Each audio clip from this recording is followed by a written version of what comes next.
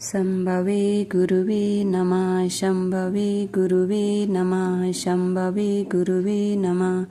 प्रणाम करते अपने जगत गुरु शिव गुरु माँ भवानी के चरणों में मेरा प्रणाम स्वीकारो। प्रणाम करती हूँ साफ दीदी के चरणों में मेरा प्रणाम स्वीकारो। प्रणाम करती हूँ सभी गुरु भाई बहनों के चरणों में मेरा प्रणाम स्वीकार हो।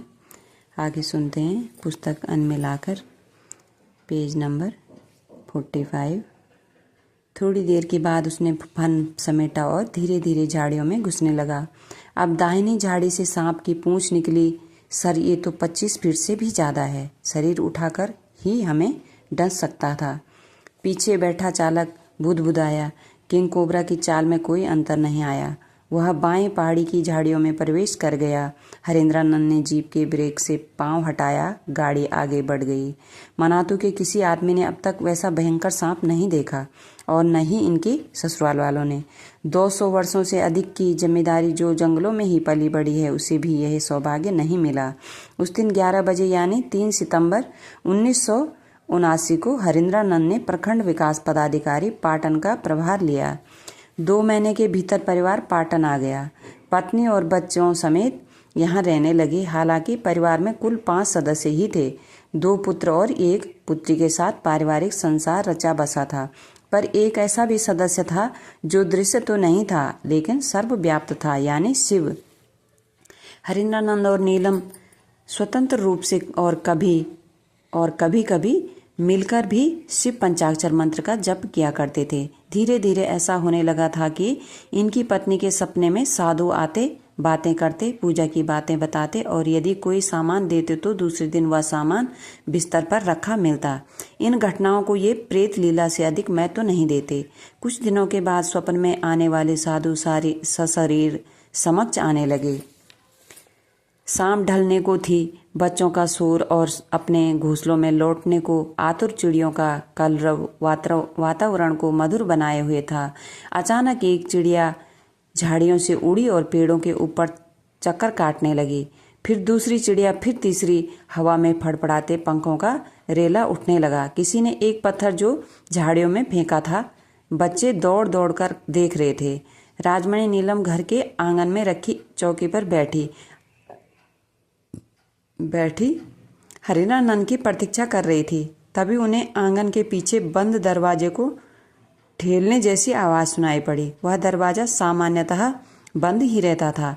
पीछे चापाकल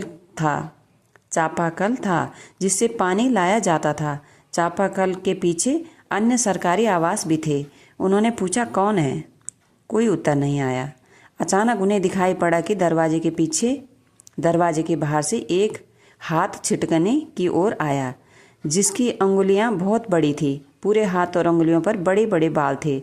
द्वार के ऊपर आंगन की चार दीवारी थी। उस भयानक हाथ ने बाहर से ही दरवाजे की चिटकनी गिरा दी। खट की आवाज के साथ दरवाजा खुल गया।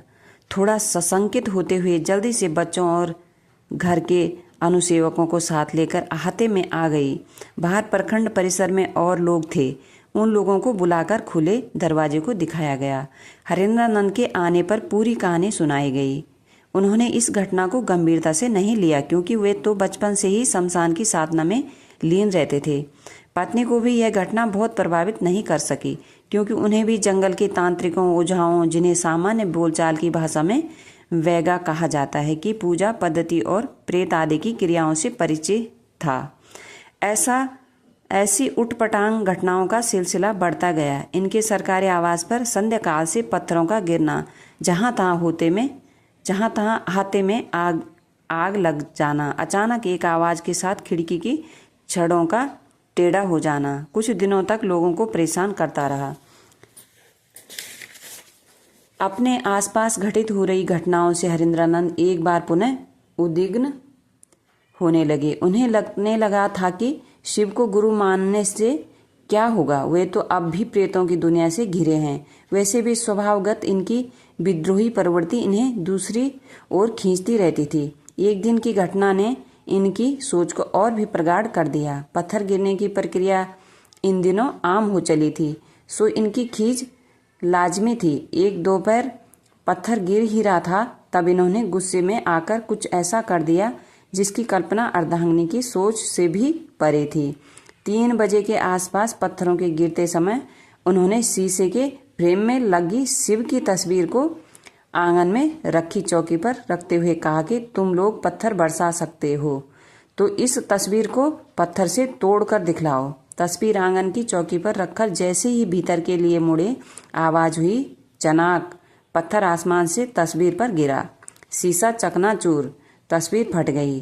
तस्वीर रखने और उस पर पत्थर गिरने में 5-10 सेकंड का ही अंतराल रहा था होगा।